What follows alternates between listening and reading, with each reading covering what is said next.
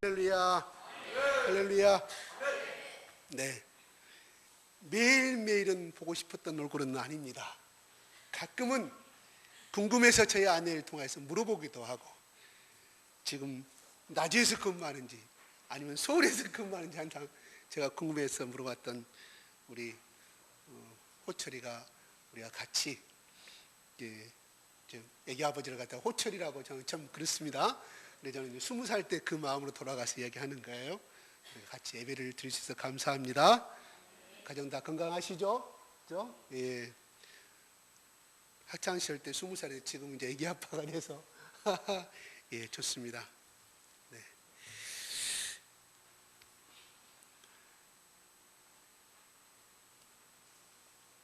오늘 지난주에 말씀 7명의 제자들을 세우셔서 그 중에 한 분이 스테판의 인물을 소개를 하고 있습니다.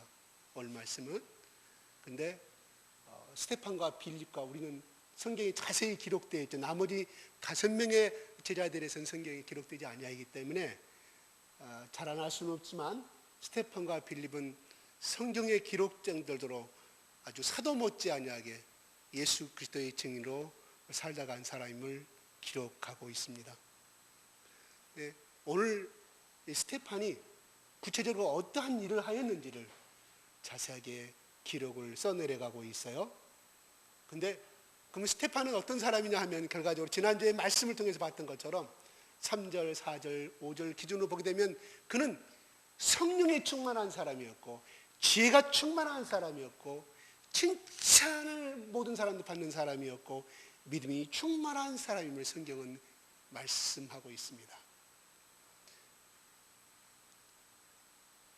스테판은 또한 마지막 15절에 보게 되면 온 모든 공회의 모든 사람들이,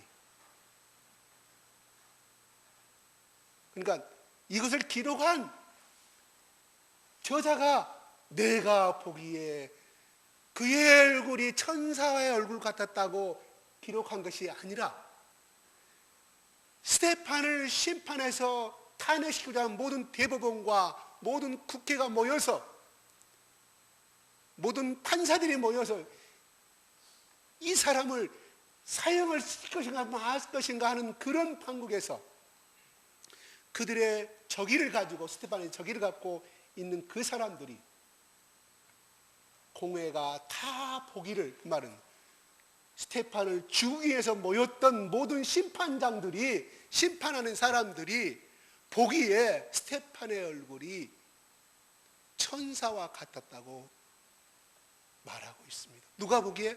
그들이 보기에, 스테판의 친구들이 보기가 아니라 스테판을 죽이고자 하는 유대교의 그 무리들이 스테판을 향해서 그렇게 봤다는 거예요. 놀라운 사실 아닙니까? 굉장히 이 말씀은 온 회중이 다 모두가 보기를 천사의 얼굴과 같았다고 느꼈다고 말하고 있습니다.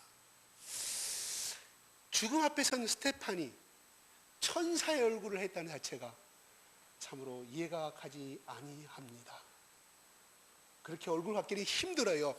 여러분, 지난 일주일 동안도 때로는 인상 쓰기도 하고 업무 좋은데 동료하고 약간의 실경이도 갖게 되기도 하고 집에 들어와서 그냥 화가 나서 그냥 오늘 어쩌고 또 화가 나서 그런 사람도 있었을 거예요.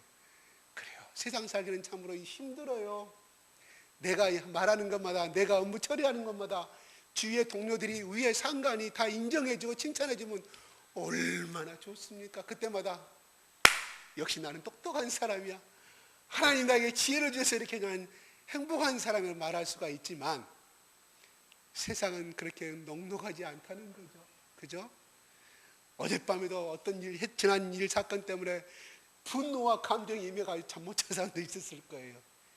이게 우리들의 삶입니다. 그렇습니다.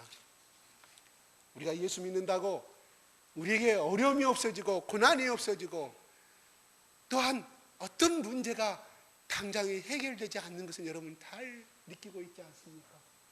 시간이 필요로 합니다. 인내가 필요로 합니다. 기도가 필요로 합니다. 그래서 성경은 끊임없이 성경의 66권을 통하여서 우리에게 말해주고 있다는 거예요. 여러분, 지금 우리가 매일 성경의 역대상을 지금 보고 있습니다. 그런데 여러분, 그들의 왕들이 우상을 섬기고 또 얼마나 많은 하나님께서 선지자를 통하여서 깨닫게 하시고 예레미야를 통해서 선지자를 통해서 많은 것 있지만 그들은 돌아오지 아니합니다. 너희들이 해결치 아니하면 아스루와 바벨을 통하여서 너희들을 먹히고 막 살육당하게 될 것이라고 말하지만 그들은 돌아오지 아니합니다. 제가 곰곰이 생각해 봤어요. 왜 그 당시에 왕들이 그렇게 선지자를 통하여서 그렇게 말하였지만 그들은 우상을 섬기고 죄악을 즐기는 삶에 돌아오지 아니했겠는가? 오늘 아침에 저는 생각을 해봤어요. 머리를 감으면서 생각을 해봤어요. 그럼 그 당시에 성경은 없었을까요? 모세오경은 분명히 있었다 이 말이에요. 그러면 일반 국민들은 저는 이해가 가요. 그 당시만 해도 두루마기로 쓰고 그 다음에 양피지를 쓰기 때문에 오늘날처럼 이 성경이 어디나 손만 닿으면 다시 보는 성경이 없었다 이 말이에요. 일반 국민들은 들을 수는 있어도 히브리어를 그 아람어를 읽을 수 있는 수준이 못했다 이 말이에요. 적어도 왕들과 거기에 제사장급들은 이것을 알고 있었다 이 말이죠. 그래요. 서민들이 일반 국민들은 성경을 모르기 때문에 에스라 선지자라 이런 선지자들이 앞에 나와서 낭독해주면 하나님의 말씀이 그렇구나, 하나님 뜻은 그렇구나 알았지만 개인적으로는 성경을 가지고 있지 아니하였기에 그들은 하나님의 깊은 뜻을 알 수가 없었을 거라 이 말이에요. 그러나 제사장급 이상들은 그 당시에 시기에서 잘 나가는 그 사람들은 다 성경을 수시로 읽을 수 있는 위치에 있었는데도 그 왕들은 왜 하나님의 말씀을 끝까지 어겨버렸을까 하는 생각이 들어갑니다. 그들은 자기들의 명예와 권력과 자기가 생각하는 보는 세상 쉽게 말해서 교만하였기 때문에 하나님의 말씀을 영접치 아니하고 순종치 아니하였다는 것을 저는 그렇게 생각해 봅니다. 하나님께서 항상 모세를 통하여서 출애굽하는 동안에 너희들이 순종치 아니함으로 목이 곧아서 이렇게 말씀하는 거 보면 교만과 순종은 항상 대립각을 이루고 왔음을 알 수가 있다 하는 것입니다. 오늘 말씀에서 스테판은 은혜와 8절에 스테판은 은혜와 권능이 충만하여 큰 8절 한번 읽어볼까요? 시작. 스테판이 은혜와 권능이 충만하여 큰 기사와 활력을 인마하였나니. 은혜와 권능이 충만했다는 것은 쉽게 은혜는 하나님이 일방적으로 주시는 선물이요 기쁨을 말합니다. 그 가운데 그 하나님 주시는 일방적인 선물이 있어야만이 그 다음에 뭐예요? 권능이 나타났다는 이 말이에요. 이 권능은 무엇에? 이 권능이 충만해진 것 같아요. 큰 기사와 표적인 이것은 바로 베드로가 또한 예수님이 살아생전에 이 땅에 생활했던 모든 병자를 고치고 안진병에 일어나고 눈먼 자가 눈을 뜨는 그 기적을 행하였다는 거예요. 누가? 스테판이. 그 말이 뭔 말이에요? 스테판이 은혜와 권능이 충만하기 전에는 이 기적을 절대로 행하지 아니하였음을 더 역으로 해석을 볼 수가 있다는 것입니다. 그런데 9절에 보게 되면은 자유민들이라는 말이 나와요. 9절에 한번 읽어볼까요? 이른바 자유민들이라고 나오는데 여기에 구레네와 알렉산이 다 길리기야 이 모든 것은 쉽게 해서 애굽에서 온 사람, 이 오늘날 이집트에서 온 사람, 또 그 다음에 그리스에서 온 사람, 그 다음에 저기 시리아에서 온 사람, 터키에서 온 사람들이 그 당시만 해도 해외에 나가는 그 유대인의 교포들이 수십만 명 이상이 됐다는 것을 말합니다. 그들이 돌아와서 바로 스테판과 싸움이 이루어집니다. 적어도 이쪽의 사람들은 헬라에 능통했던 사람들이에요. 그리스 지역의 그쪽 쪽에 지역의 문명의 지배를 받는 로마의 뿌리는 문명의 역사는 뭐예요? 문화의 역사는 바로 그리스의 그 헬라의 철학을 기본적으로 이루어져 가는 것이 로마의 문화 아니겠습니까? 로마가 지배하고 있었지만 그들의 모든 언어는 로마가 아니라 헬라 그리스였다는 거예요. 거기서 자라고 성장했던 그 교포들은 쉽게 얘기해서 식민지에 살고 있는 유대인 본토들 사람보다는 더 유식하고 더 세계 문명에 접할 수 있는 유식한 사람들이 있다 이 말이에요. 우리가 잘 알다시피 소크라테스 변명 다 그쪽 사람들 아닙니까? 그 뭐예요? 변증법 논리와 그 모든 웅변과 철학이 거기서 다 그리스 철학에서 나온 거 아니겠어요? 거기서 성장했던 사람들은 논리와 변증법 통해서 그것이 증명되지 않으면 영접하지 않은 사람들이에요. 그런데 중요한 것은 스테판이 이 사람 유식한 사람들과 변론을 벌이고 있습니다. 그냥 무식한 사람들이 아니에요. 소위 잘 나가는 지식인들이라 이 말이에요. 오늘 같으면 저 우리보다 더 훨씬 잘 나가는 저 선진 국가에서 제대로 석박사 학위는 없었겠지만 제대로 다 배우고 왔던 사람들이에요. 근데 스테판이 이 사람들과 수십 명의 사람들이 수백 명의 사람들이 있는 건 모르겠지만은 변론을 벌이고 있습니다. 근데 중요한 것은 그 변론은 쉽게 얘기해서 그들이 말하는 모세가 쓴 모세 오경과 율법, 율법을 대항하는 그들을 향해서 예수님은 바로 모세 오경과 모든 구약에 선지자는 모든 말씀은 바로 예수 그리스도가 이 땅에 태어나서 우리를 구속시키고 그를 통해서 많이 양들의 제사의 피를 통해서 희생의 번제를 통해서 죄사함을 고 하나님의 백성으로 인정받는 것처럼 바로 그 모든 것의 표정은 바로 예수 그리스도가 하나님께서 모세를 통하여서 또한 다윗을 통하여서 증거하고 있는 것이라고 말했을 때 그들은 절도 그 말씀을 인용할 수 없었고 예수 그리스도만이 우리의 영생을 줄 수 있으며 예수 그리스도만이 메시아이고 기름 부으시고 우리의 영생을 주신 생명의 말씀, 생명을 주시는 분이라고 말했을 때 그들은 모세의 오경을 가지고 바로 스테판과 변론을 했다는 것입니다. 그런데 결과는 어떻게 했습니까? 그럼 10절 한번 읽어볼까요? 시작.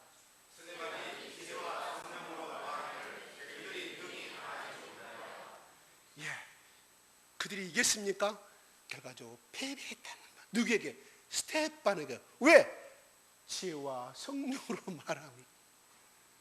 스테판이 머리가 좋아서 그들을 능히 이겨버리고 말았다라고 성경은 말하게 있는 것이 아니라 지혜와 성령으로 말하고 있음을, 지혜의 충만, 성령의 충만을 받고 있는 스테판이 그들을 이길 수 있었던 것은 바로 하나님께서 주시는 성령의 능력 때문에, 하나님께 주는 그 지혜 때문에 그들을 이길 수가 있었음을 말해주고 있다는 것입니다.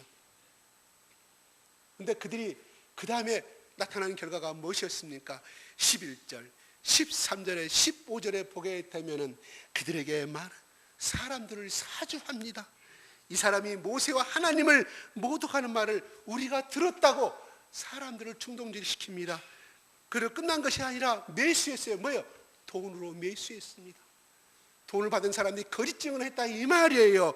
12절에 보면 또 그걸로 끝난 것이 아니라 유대인과 지도자들을 통해 대제사장들을 행하여서 쫓아가서 말합니다. 야, 스테판이라는 자가 이런 일을 하고 있으니 빨리 당장 잡아서 돌려서 죽이시오. 그렇지 않아도 어찌하든지 이 예수 그리스도를 믿는 이 제자들을 어찌하든지 감옥에다 가두고 어찌하든지 이 예수 그리스도의 복음이 전파된 것을 막고자 하는데 잘됐다 싶어서 그들을 통해서 잡아오게 만들지 않습니까? 그 다음에 13절은 또 거짓 증을 세웠다고 말합니다. 여러분, 이렇게 우리는 이야기합니다. 그 나라의 정치 수준이, 제 말이 아니에요. 어떤 우리나라의 유명한 사람이 한 말이에요. 현재 살아있는 사람이. 그 나라의 정치 수준이 그 나라의 국민의 수준이라고 말합니다. 아시겠어요? 그 나라의 지도자들의 수준이 그 나라의 국민들의 평균 수준을 나타냈다고 말합니다. 우리는 오늘날 일어나는 어떤 그러한 정치적인 걸 통해서 끊임없이 오늘 정치하는 사람들, 뭐하는 사람들 많이 매스컴에서 까고 합니다. 근데 그게 우리 국민의 수준이라 이 말이라. 제가 왜 이 말을 하냐면 이 사람들이 돈으로 매수되고 일반 국민이 충동할 수 있던 것은 물론 니들의 잘못이지만은 그 당시에 이스라엘 나라의 신앙적인 수준이 그랬다 이 말이에요. 하나님 앞에 그냥 썩어버리고 퇴보된 신앙으로 나아가는, 하나님 기뻐하지 않은 수준 가운데 있었다는 거예요. 그래서 가장 흑암일 때는 곧 머지않아 새벽 시간이고 동토의 시간이 오므를 나타내주고 있습니다. 다시 말해서 그 당시에 예수 그리스도가 그 땅에 오게 된 것은 가장 암묵적이고 가장 영적으로 암울하고 그늘의 사방 가운데 있을 때에 바로 하나님이 빛 되시는 예수님을 이 땅에 보내셨음을 기억하시기 바랍니다. 이 사람들은 어찌면 이 지도자들이 이렇게 나쁜 사람들일까 말하지만은 바로 국민들의 유대인의 신앙의 하나님 앞에 신앙의 수준이 영적인 신앙의 수준이 그 정도에서밖에 부패되고 낙후되어 있음을 태화되어 있음을 퇴보되어 있음을 우리는 생각해 볼 수 있다는 것입니다. 그런데 이렇게 스테판을 성전을 모독하고 율법을 모독한 자로 몰아서 스테판을 앞에 세워서 모든 공회 70명의 플러스 그 밖에 성전에 일하는 사람 다 포함해서 수백 명의 사람들 앞에서 스테판을 하나 놓고 증인을 신분하고 있다는 것입니다. 그런데 중요한 것은 방금 15절에 나타난 것처럼 그런 순간도 그 얼굴에는 빛이 났다고 성경은 기록하고 있습니다. 우리가 힘들고 어려울 때는 절대로 얼굴이 밝을 수가 없습니다. 여러분, 얼굴 그리면 얼굴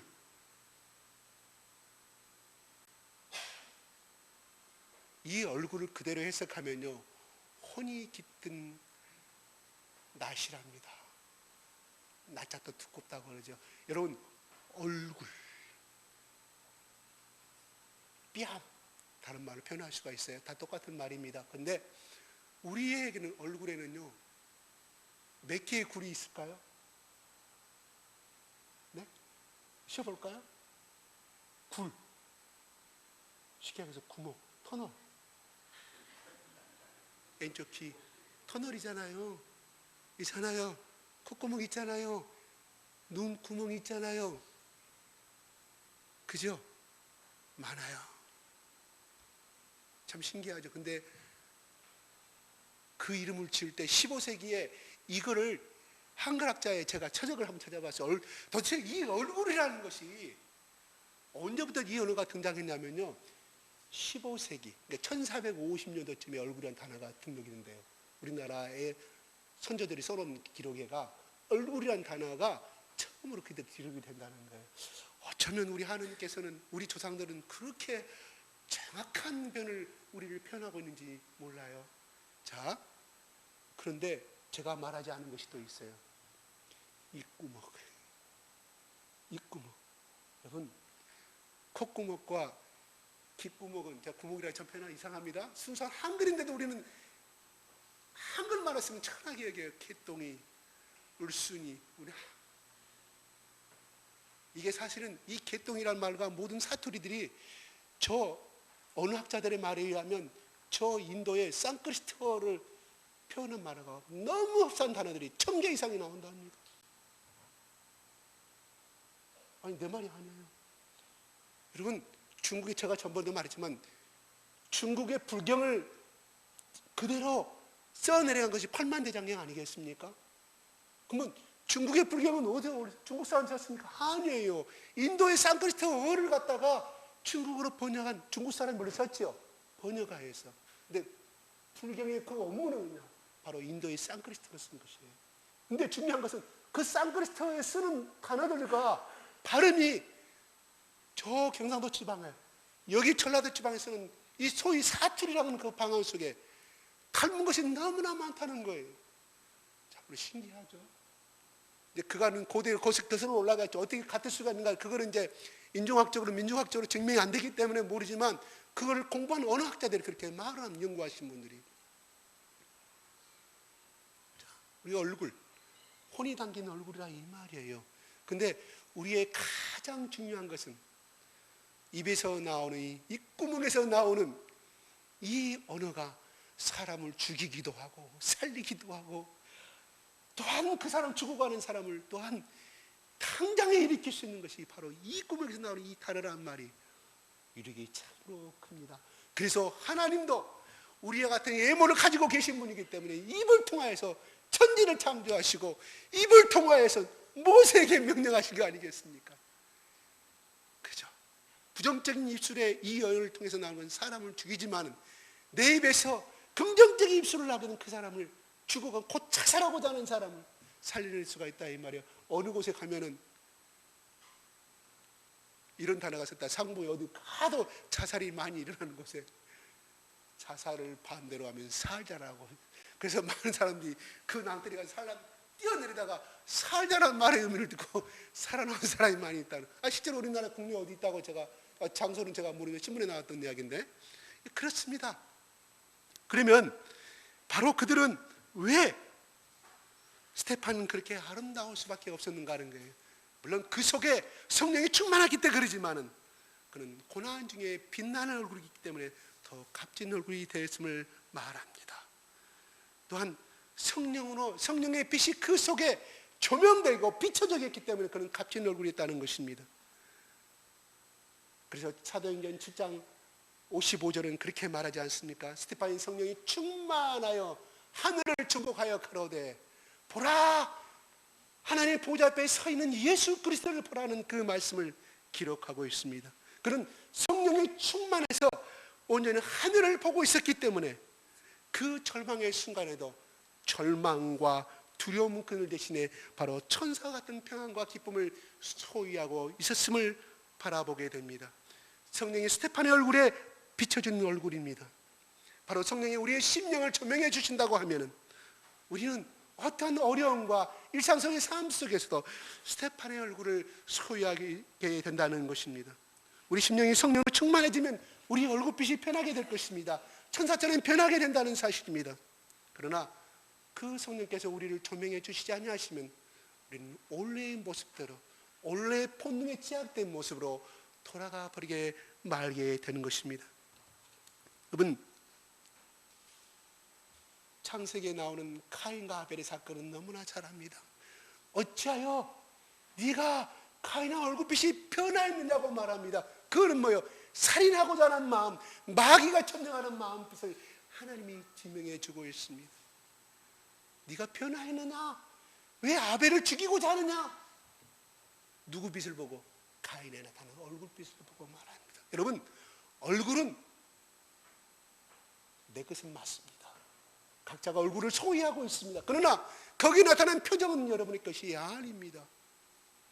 내 얼굴에 나타난 표정은 남을 통하여서만이 발견될 수가 있게 하나님께서 그렇게 만들었다 이 말입니다. 내 나타나는 얼굴빛을 보고 내 아내가, 내 아들이, 내 동료가 저 사람이 화가 났구나, 저 사람이 지금 못마땅했구나, 내 말에 대해 기분 나빠했다는 것을 읽어낼 수가 있습니다. 그러므로 우리가 하나님의 얼굴을 통하여서는 절대로 그리스도의 얼굴을 나타낼 수가 없으며, 그래서 예수님이 말씀하였습니다. 너희는 세상의 빛이라고 말씀한 이유가, 물론 예수님의 말씀 자체가 복음이 빛이지만은 그 복음의 빛이 우리 속에 들어가게 되면 우리 속에 나타난 것이 얼굴빛이 나타납니다. 그래서 사람을 감동시켜 줄 수가 있다는 것입니다. 영국과 독일이 전쟁을 하고 있을 때의 실화적인 이야기입니다. 제가 영국 군함에 제가 하면 모르겠습니다. 970명의 잠수함을 태우고 군함이 저 독일과 전쟁하면서 태평양을 영국의 해협을 출발하게 되었습니다. 그 중에 거기에 군함에 타는 군목이 있었습니다. 자기 아버지에게 이야기합니다. 아버지, 내가 전쟁을 향해 떠나는데 아버지, 나를 위해서 기도해 주십시오. 내가 어떠한 상황 가운데서도 내가 예수 그리스도의 이 복음을, 하나님을 향한 이 사랑이 변하지 않도록 기도해 주십시오. 아버지가 나에게 기도해 주신 그것밖에 없습니다. 그는 떠났습니다. 그런데 머지않아서 그 당시에 독일의 잠수함이 얼마나 발달됐습니까? 독일의 잠수함이 오류를 맞고 배가 파손되게 되었습니다. 그때 승무원들이 970명, 영국의 해군들이, 그 중에 죽은 사람이 870명, 살아난 사람은 100명 이상이 기록되지 아니한다. 100명 이상이 살아남지 않았다고 그랬습니다. 그런데 중요한 것은 거기에 살아난 사람들의 증언입니다. 다 구명보트를 띄우고 다 밤에 보내왔더니 아우성이 된 상태에서 구명보트를 태우는데 그 100여 명의 이상을 더 이상 태울 수가 없게 됐다. 근데 그 배에 탔던 사람들이 군목이 3명이었는데요. 그 마지막 배 위에서 3명이 하나님을 향해서 기도하는 모습을, 그 사람 때문에 그 세 명을 덜태울 수가 있었지만 이 사람들이 타면 군목이 장교들 아니겠습니까? 나머지 사병의 세 사람은 목숨을 잃을 수가 있다 이 말이에요. 예, 나머지 그 군목의 세 사람이 기꺼이 마지막 배가 침몰한 그 순간에도 하나님을 향하여 기도하더라는 것입니다.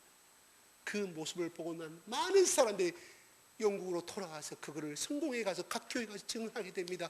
그래서 그 모습을 봤던 그 많은 100여 명의 살아난 사람들이 목회자가 되고 예수 그리스도를 믿게 됐다는 것이 실질적으로 영국의 역사에 기록이 되어 있다고 합니다. 바로 그 세 사람의 아름다운 그 예수 그리스도의 충만한 그 얼굴의 빛이, 그 장엄한 모습들이, 그 희생의 정신이 바로 100여 명의 그들이 하나님께 돌아오는 놀라운 역사를 행했음을 우리는 알게 된다는 것입니다. 우리가 세상의 소금이고 빛이라고 말하지만 중요한 것은 우리가 그렇게 살 수가 없습니다. 누구보다 잘 알고 있습니다. 기분 나쁘면 기분 나쁜 표정 우리에게 나타난 것이 우리 얼굴들 아니겠습니까?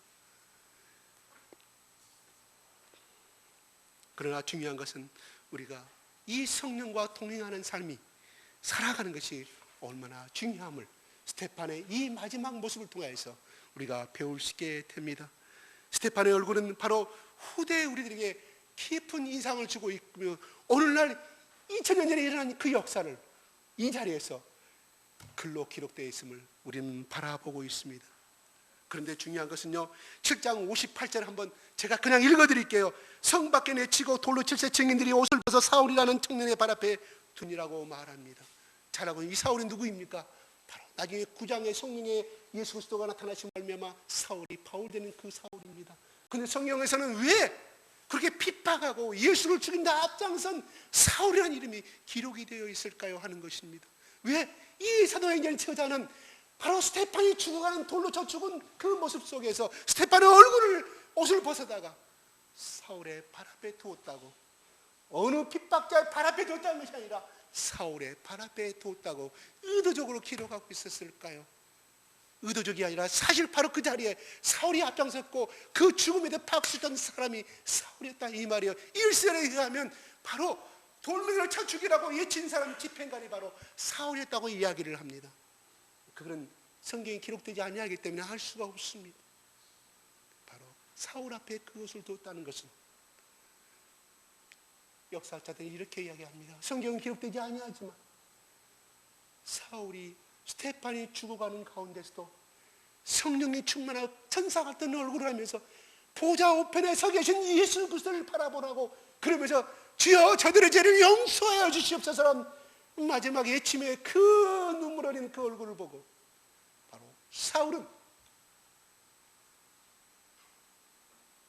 내가 핍박하는 예수인데 어찌하여 하나님 여호와 하나님을 믿는다고 모세오명을 지키다가 모세경을 지키다가 우리 선조들 중에 저 시리아에 끌려가고 저 아수르에 끌려가고 저 바벨론을 끌려가서 우리가 들어보는 바벨론과 그 다니엘과 그 다니엘 세 형제를 빼놓고는 우리가 들어본 적이 없는데 저들은 스테판은 어찌하여 저 순교하면서 저렇게 웃음으로 돌을 던지는 저 사자들을 향해서 주여 용서해달라고 그것뿐만 아니라 그 얼굴빛이 그렇게 강찬하는 분을 바로 사울은 느꼈을 거라는 거예요. 그것이 있었기에 그가 구장의 예수 그리스도를 그가 사울이 그날 밤에 돌아가서 어찌하여 스테판이 우리를 죽이는 자를 향하여서 그렇게 은혜스러운 모습 용서해달라는 그 눈물의 기도를 본 적이 이제까지 없는데 모세의 율법을 탈달하여 오는 그 선지자들 중에서 또한 그 대사장 중에 그렇게 선을 행하고 그 아름다운 그런 사람을 나는 이제까지 본 적이 없는데 스테판은 그렇게 얼굴을 하고 죽을 수가 있었는가에 대해서 사울은 밤새 고민하고 밤새 고민하였을 것이다. 그런 가운데 예수 그리스도를 만나게 되었을 것이라고 성경학자들은 말하고 있습니다. 그것은 사실인지 아닌지는 모르지만 그렇게 해석을 하고 있다는 이 말이에요. 그렇습니다. 우리가 세상을 살아가는 데 있어서 한 가정의 행복과 불행을 적어도 그 가정에 있어서 행복과 불행을 많은 그날의 기분을 좌우하시는 사람은 누구예요? 아버지라 이 말. 남편입니다. 남편이 들어와서 직장에 들어와서 얼굴이 퇴근하고 들어와서 얼굴이 찡그리고 있다고 하면 그 아내와 자식들은 공포에 시달릴 수밖에 없겠죠. 또 우리 남편 뭐 때문에 저렇게 찐찌하고 있는지, 또한 어머니가 밖에 나가서 돌아왔는데 찐찌하고 있다면 자식들은 눈치를 볼 수밖에 없는 거 아니겠습니까? 바로 엄마와 아버지의 칼이 우리 가정에 얼마나 영향을 미치는지를 우리는 알아야 할 줄로 압니다. 저는 이렇게 말하고, 저는 이렇게 말할 수 있는 자격이 없는 사람이 먼저 고백합니다. 중요한 것은 내 아들이 성장해서 사춘기가 되고 내 나름대로 어른이 됐을 때, 그가 나를 나고 뒤안을 알았을 때 그가 그렇게 고백을 했기 때문에 제가 더 깊이 내 잘못을 깨달을 수가 있었다는 거예요. 바로 우리가 예수 그리스도 안에서 붙잡지 않은 삶을 산다고 하면, 성령에 충만하지 않은 삶을 산다고 하면, 우리는 내가 예수를 믿는다고 하고 하나님을 믿는다고, 내가 아들을 사랑한다고, 내 딸을 사랑한다고 하지만 얼마나 하나님의 영광의 빛을 가리는지 모른다는 것입니다.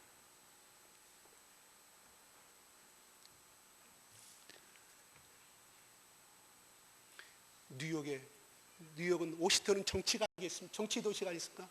뉴욕은 재무와 행정과 비즈니스의 도시가 바로, 그래서 공식적으로는 워싱턴이 수도이지만은 하나는 정치적인 수도는 워싱턴이고, 미국의 재무와 재정적인 것과 모든 금융의 수도는 뉴욕입니다. 제가 전번에 말씀드렸던 것처럼 여기에 사는 유대인들이 약 4만 명이 살고 있는데, 여기에 종사하는 사람들이요, 거기에 해당이 몇 개인지 아십니까? 1000개가 넘습니다. 그 뉴욕이라는 시 안에 오늘 같은 우리 같은 교회라 이 말이에요. 그들이 최첨단을 공부하고 최우주과학을 공부하고 정말 잘 나가는 미국 사회에서도 1%에 해당되는 사람들인데, 그들은 고등학교를 졸업하고 입학한 다음에 곧바로 대학을 지나가지 아니합니다. 다 근다는 것이 아니에요. 그들은 1년을 재수를 시켜요. 대학을 들어간 재수가 아니라 그들이 세운 해당 안에서 그들의 율법사들에게, 그들의 랍비들에게 1년 동안 그 나이에 20살 나이에 해야 될, 거쳐야 될 유대인에서 정통적인 그 율법을 공부시킨다는 거예요.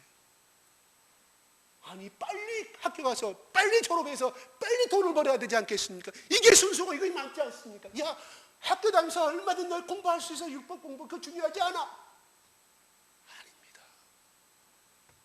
1년 동안을 거기에 랍비한테 계속 아침부터 저녁 때까지 모세오경과 이 구약을, 탈무드를 공부하게끔 1년 동안 놀린다는 거예요.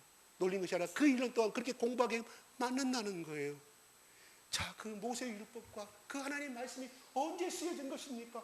기원전 1500년에 쓰여진 거 아니겠습니까? 오늘날 첨단의 첫 과학을 갖고 모든 학문이 나오는 사람에서 비하면 정말 고등학문이 아닙니다. 후쳐진 학문입니다. 원시의 학문입니다. 원시의 말씀인데 그들은 어찌하여 그렇게 할까요? 그들은 조상대대로 그것을 암기하고 묵상하고 신령 가운데 살았을 때 그들이 지혜가 나온 것을 알게 되었습니다. 머리에 총명함을 알게 됐고, 세상을 이기는 방땅 이 비밀이 이 모세의 구약 속에 들어있음을 그들은 알았기에 또 끊임없이 내가 거듭 말씀드린 묵상은 그냥 머리에서 끄덕기름이 아니라 읊조린다고 그랬습니다. 읊조리고 끊임없이 하나님의 말씀, 그 말이 뭐예요? 24시간 매초 순간에 내 가슴 속에 그 말씀이 기름덕지처럼 딱 붙어있게 많은 것이 묵상의 기원의 의미입니다. 오늘의 의미라 이 말이에요. 우리가 성경 말씀을 가르치기 위해서 가해 선생은 등도 못할지라도 적어도 우리 집안에서만큼은, 적어도 아침이 됐든 저녁이 됐든, 아침이면 학교 보는 정신이 없지만 저녁에 잠자기 전이라도 10분간 내줄 수 있게 해서, 그들은 10분간이 아니죠. 끊임없이 애들에게 그렇게 하는 거예요. 그래서 유대인들이 그렇게 위대한 민족이 될 수밖에 없다는 거예요. 그렇게 살아가는데 하나님께서 왜 복을 주시지 않겠냐면, 하는 일마다 우리가 무역 적자, 트럼프가 한국에 비해서 한국은 이만큼 무역 흑자를 봤다고 말하죠. 우리가 자동차 팔아서요, 그 다음에 물건 팔아서 만든 거에 대한 흑자죠. 그들이 여기 점령하고는 금융에 대한 있지 않습니까? 금융 서비스, 그들이 가져간 돈은 엄청난 돈입니다. 제가 그 분야에, 제가 전문가가 했던 말, 우리 금융 전문가들이, 우리 한국 전문가들이 말하는 것들이에요.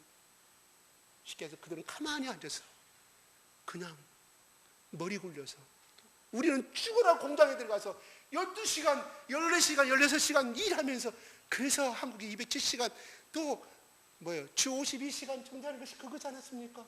이거 좋은 것이냐 아닌 것이 모르지만은 어쨌든 간에 우리는 땀을 흘려야만 그걸 팔아서 제조업을 통해서 돈을 벌써 유지할 수가 있다 이 말이에요. 그들은 머리 굴려서 가만히 앉아서 이 머리를 따는 프로그램 가지고 로열티 받고 그렇게 막 살아가고 있습니다.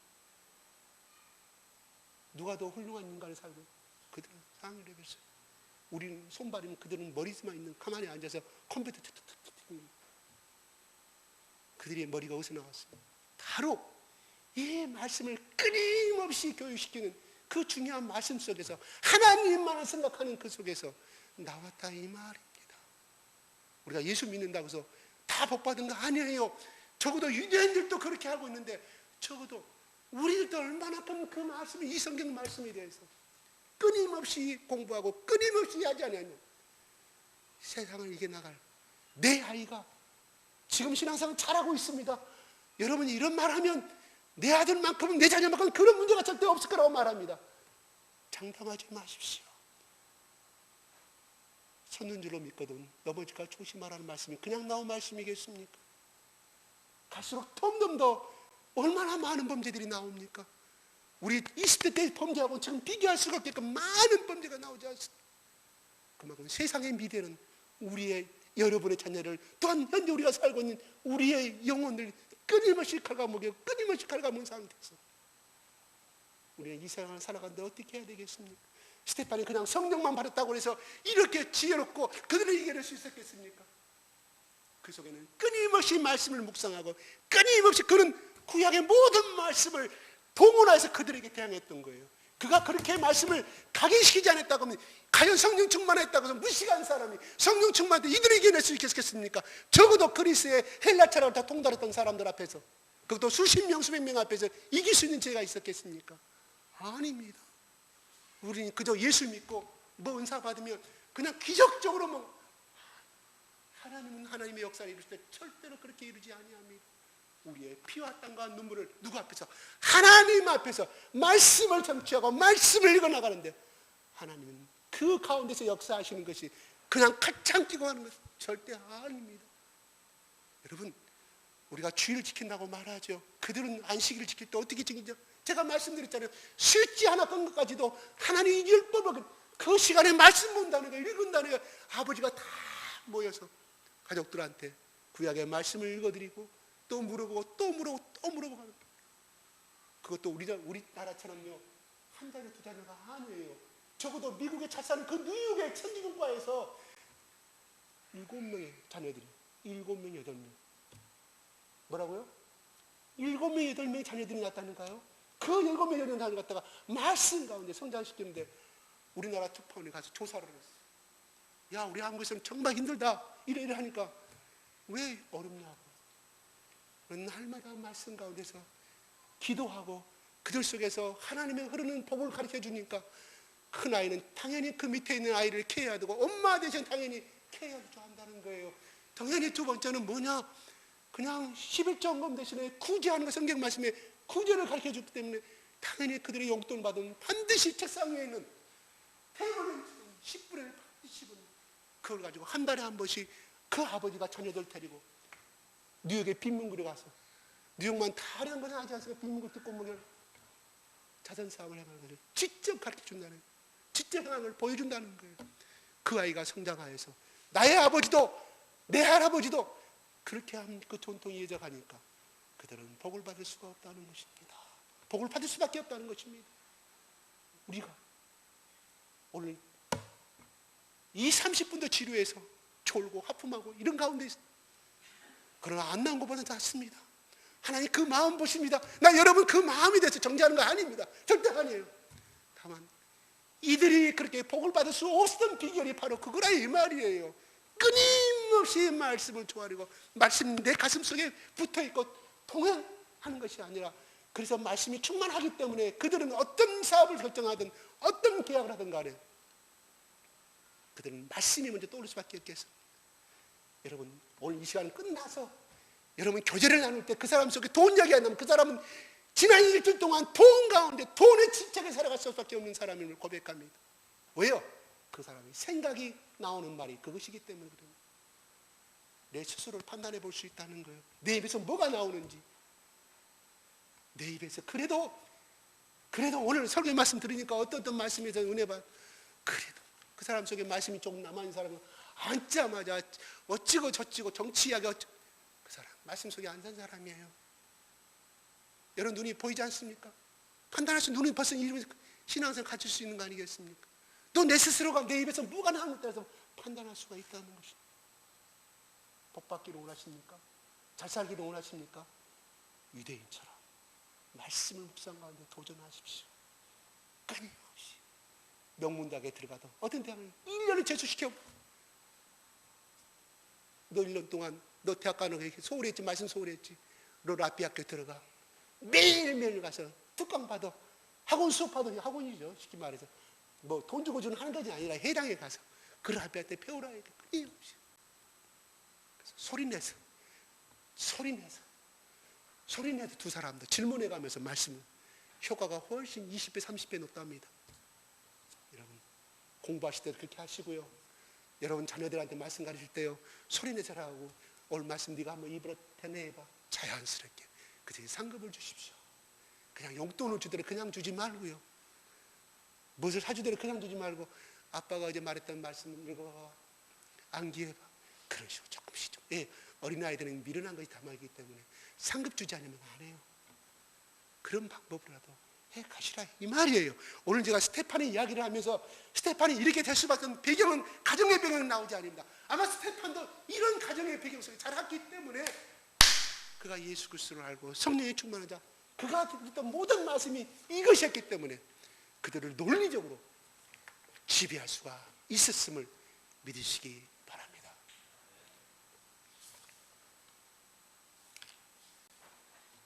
어느 장로님의 고백의 이야기입니다. 그 사람은 충남 서산에 그래서 큰 장사를 해물 장사를 했어요. 그런데요, 자기가 잘 알고 있는 친구가 있었는데 그거를 아마 액수는 정확히 생각나지 않습니다. 하기로 했는가 봐요. 근데 다른 사람이 그 친구가 그렇게 하기로 그걸 사가기로 약속했는데요. 어떤 돈 많은 사람이 가지고 내가 그 값에 2배를 쳐주겠다고. 그럼 이것을 장사는 이익을 남기는 거 아니겠습니까? 이 사람이 그걸 팔았어요. 두 번째 사람이. 나중에 친구가 왔어요. 너 나에게 팔기로 어찌하게 팔았느냐? 아, 미안해. 저 친구가 2배 더 주기로 했었구나. 예수 믿는 사람이 어떻게 약속을 어길 수가 있냐고. 그 사람이 예수를 안 믿는 사람이에요. 그래서 20년을 적을 지내고 지냈답니다. 20년. 근데 듣지 않으니까 그 사가기로 했던 그 사람에게서 소식이 들어옵니다. 암에 걸려서 오늘 내일 하게 됐다는 거예요.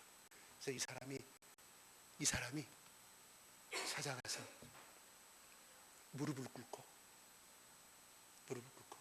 20년 전에 내가 자네한테 약속을 어기고 했던 건 정말 용서해 주기 바라래요. 눈물을 정말 그 사람이 예수 그리스도의 마음을 가지고 한 거예요. 자기도 기도하고 한 거죠. 왜? 거절당할까 봐 얼마나 많은 기도를 하고 있습니다. 그가 그렇게 소리 하야지 않아도 이 사람에게는 아무 거리낌. 왜? 장사가 사업이 엄청 잘 되고 있어. 굳이 너 그래 그것 때문에 네가 그 당시에 2배 똑같이 준다고 너한테 팔았을 것인데 네가 그걸 꼴할 수 있느냐? 그래 친구 안 되는데 이렇게 말할 수 있어. 생각할 수 있지만 그 사람은 그렇지 않았어. 기도하고 그 병실에 가서 무릎을 꿇고 친구 용서해 주기 바라. 그때는 정말 미안했다며. 나의 믿음 없고 내 사랑 없으면 용서해 주기 바라며. 그 친구가 됐네 지나간 이야기라고 그렇게 암 환자가 이야기하더래요.